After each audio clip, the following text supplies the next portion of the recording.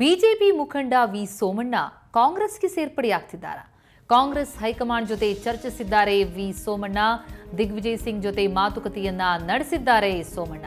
ಆಸ್ಕರ್ ಫರ್ನಾಂಡಿಸ್ ಉಸ್ತುವಾರಿಯಲ್ಲಿ ಸೋಮಣ್ಣ ಚರ್ಚಿಸಿರುವಂತದ್ದು. ದೆಹಲಿಯಿಂದ ಬೆಂಗಳೂರಿಗೆ ವಾಪಸ್ ಆಗ್ತಿದ್ದಾರೆ ಸೋಮಣ್ಣ. ಮಧ್ಯಾಹ್ನ 2 ಗಂಟೆ ಸುಮಾರಿಗೆ ಸೋಮಣ್ಣ ಸುದ್ದಿಗೋಷ್ಠಿಯನ್ನು ನಡೆಸಲಿದ್ದಾರೆ. ಬೆಂಗಳೂರಿನಲ್ಲಿ ಅಧಿಕೃತ ಹೇಳಿಕೆಯನ್ನ ಕೊಡಲಿದ್ದಾರೆ ವಿ ಸೋಮಣ್ಣ. ಬಳಿಕ ಸಂಜೆ ಸಿಎಂ ಸಿದ್ದರಾಮಯ್ಯ ಅವರನ್ನ ಭೇಟಿ ಮಾಡುವಂತಹ ಸಾಧ್ಯತೆ ಇದೆ. ವಿ ಸೋಮಣ್ಣಗೆ ಸಚಿವ ಸ್ಥಾನವನ್ನ ಕೊಡುವಂತಹ ಸಾಧ್ಯತೆ ಕೂಡ ಇದೆ. ನಂಜನಗೂಡು ಉಪಚುನಾವಣೆ ಉಸ್ತುವಾರಿಯನ್ನ ಜವಾಬ್ದಾರಿಯನ್ನು ಕೂಡ ಕೊಡಲಾಗುವಂಥದ್ದು. ಬಳಿಕ ಸಿದ್ಧಗಂಗಾ ಶ್ರೀಗಳನ್ನ ಭೇಟಿಯಾಗಲಿದ್ದಾರೆ ಸೋಮಣ್ಣ. ಹಾಗಿದ್ರೆ ಬಿಜೆಪಿ ಸೋಮಣ್ಣ ಇನ್ಮುಂದೆ ಕಾಂಗ್ರೆಸ್ಗೆ ಸೇರ್ಪಡೆಯಾಗ್ತಾರಾ?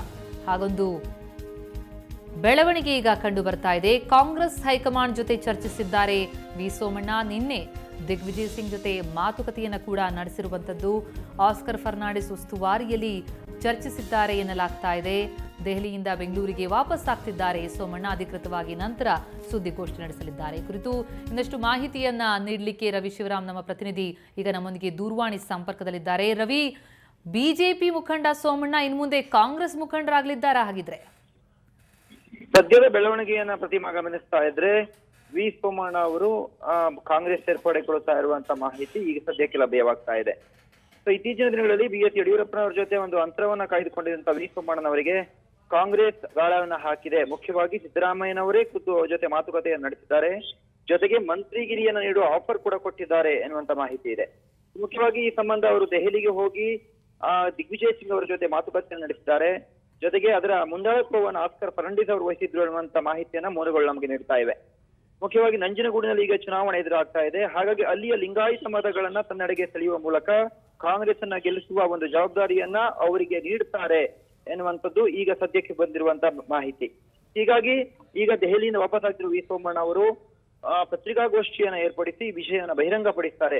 ಈ ಬಗ್ಗೆ ನಾವು ವಿ ಸೋಮಣ್ಣ ಅವರನ್ನ ಪ್ರತಿಕ್ರಿಯೆಗೆ ಅವರಿಗೆ ಕರೆಯನ್ನ ಮಾಡಿದ ಸಂದರ್ಭದಲ್ಲಿ ಅವರು ಯಾವುದೇ ತರದ ಬೆಳವಣಿಗೆ ಇಲ್ಲ ಅನ್ನುವಂತ ಮಾಹಿತಿಯನ್ನ ಕೊಡ್ತಾ ಇದ್ರು ಕೂಡ, ಆದ್ರೆ ಮೂಲಗಳ ಮಾಹಿತಿ ಪ್ರಕಾರ ಅವರು ಕಾಂಗ್ರೆಸ್ಗೆ ಹೋಗ್ತಾರೆ ಎನ್ನುವಂಥದ್ದು ಕೂಡ ಸದ್ಯ ಖಚಿತವಾಗಿರುವ ಮಾಹಿತಿ. ಹಾಗಾಗಿ ಇವತ್ತು ವಿ ಸೋಮಣ್ಣ ಅವರು ಪತ್ರಿಕಾಗೋಷ್ಠಿ ಏರ್ಪಡಿಸಿ ಕಾಂಗ್ರೆಸ್ಗೆ ಹೋಗುವಂತ ಒಂದು ವಿಚಾರವನ್ನ ತಿಳಿಸಬಹುದು ಎನ್ನುವಂತ ಸಾಧ್ಯತೆ ನಿಚ್ಚಳವಾಗಿದೆ ಪ್ರತಿಮಾ. ಯಾಕೆಂದ್ರೆ ಈಗಾಗಲೇ ಗೋವಿಂದರಾಜನಗರ ಕ್ಷೇತ್ರದಲ್ಲಿ ಎಂ ಕೃಷ್ಣಪ್ಪ ಅವರು ಹಾಗೂ ವಿಜಯನಗರದಲ್ಲಿ ಅವರ ಮಗ ಪ್ರಿಯಕೃಷ್ಣ ಅವರು ಇದ್ದಾರೆ. ಹಾಗಾದ್ರೆ ಅವರ ರಾಜಕೀಯ ಕ್ಷೇತ್ರ ಯಾವುದು ಆಗಬಹುದು ಅನ್ನುವಂತ ವಿಚಾರ ಬಂದಾಗ ಅವರನ್ನ MLC ಆಗಿ ಮುಂದೆಯೂ ಕೂಡ ಇಟ್ಕೊಳ್ತಾರೆ, ಅಥವಾ ಎಂ ಕೃಷ್ಣಪ್ಪ ಅವರನ್ನ MLC ಯನ್ನಾಗಿ ಮಾಡಿ ಇವರಿಗೆ ಗೋವಿಂದರಾಜನಗರ ಕ್ಷೇತ್ರವನ್ನ ಬಿಟ್ಕೊಡ್ತಾರೆ. ಹೀಗಾಗಿ ಆ ಮಾತುಕತೆ ಕೂಡ ಅವರು ಸಿಎಂ ಜೊತೆ ನಡೆಸಿದ್ದಾರೆ ಎನ್ನುವಂತ ಮಾಹಿತಿ ಇದೆ. ಹೀಗಾಗಿ ಇನ್ನೂ ಇವರು ಕಾಂಗ್ರೆಸ್ಗೆ ಸೇರ್ಪಡೆ ಆಗ್ತಾರೆ ಎನ್ನುವಂತ ಮಾಹಿತಿ ಸದ್ಯಕ್ಕೆ ನಿಚ್ಚಳ ಅಂತ ಹೇಳಲಾಗ್ತಾ ಇದೆ ಪ್ರತಿಮಾ. ರವಿ ಶ್ರೀನಿವಾಸ್ ಪ್ರಸಾದ್ ಬಿಜೆಪಿಗೆ ಸೇರ್ಪಡೆಯಾದ ಬೆನ್ನಲ್ಲೇ ಈಗ ಸೋಮಣ್ಣ ಕಾಂಗ್ರೆಸ್ಗೆ ಸೇರ್ಪಡೆ ಆಗ್ತಾರೆ ಅಂತಂದ್ರೆ ಕೊಡು ತಗೊಳ್ಳುವಂತಹ ರೀತಿಯಲ್ಲಿ ಇದು ನಡೀತಿದ್ಯಾ ಅಂತ? ಖಂಡಿತ. ಈಗ ಶ್ರೀನಿವಾಸ್ ಪ್ರಸಾದ್ ಅವರು ಕಾಂಗ್ರೆಸ್ ತೊರೆದು ಬಿಜೆಪಿಗೆ ಸೇರ್ಪಡೆ ಆಗ್ತಿದ್ದ ಸಂದರ್ಭದಲ್ಲಿ ಕಾಂಗ್ರೆಸ್ಸಿಗೆ ಒಂದು ರೀತಿಯ ಹಿನ್ನಡೆ ಆಗಿದೆ.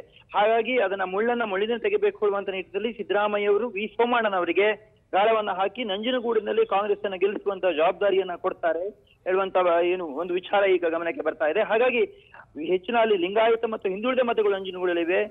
ಚಾಮರಾಜನಗರದಲ್ಲಿ ವಿ ಸೋಮಣ್ಣವರಿಗೆ ಒಂದು ಹೋಲ್ಡ್ ಇದೆ. ಹಾಗಾಗಿ ಒಂದಿಷ್ಟು ಮತವನ್ನ ತನ್ನೆಡೆಗೆ ಸೆಳೆದುಕೊಂಡು ಅವರನ್ನ ಪಕ್ಷ ಉಸ್ತುವಾರಿಯನ್ನಾಗಿ ಮಾಡಿ ಅಲ್ಲಿ ಕಾಂಗ್ರೆಸ್ ಅನ್ನ ಗೆಲ್ಲಿಸುವಂತ ಒಂದು ಗುರುತರ ಜವಾಬ್ದಾರಿಯನ್ನ ಸಿಎಂ ಸಿದ್ದರಾಮಯ್ಯ ಅವರು ಕೊಡ್ತಾರೆ ಎನ್ನುವಂತ ಮಾಹಿತಿ ಇದೆ. Yes Ravi, thank you Ravi ತಮ್ಮೆಲ್ಲ ಮಾಹಿತಿಗೆ.